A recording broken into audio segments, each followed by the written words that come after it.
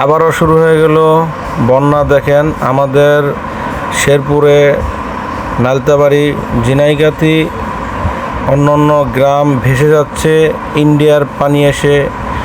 না জানি আপনার এই যে কুমিল্লা, ফেনী, লাকসাম ওদের মতো যেন না হয়। আল্লাহ আমাদেরকে রক্ষা করুন। দেখেন কি পরিমাণ পানি, কি পরিমাণ ঢুকতেছে পানি, মানে অনেকে না দেখলে বুঝতে পারবেন না। দেখেন কি পরিমাণ পানি, ইন্ডিয়ার থেকে কি পরিমাণ ছাড়ছে পানি। দেখেন অতীতে আমরা জামালপুর, শেরপুর, এই নালতাবাড়ি, ঝিনাইগাতি বিভিন্ন অঞ্চলে এত পানি কোনোদিন দেখি নাই।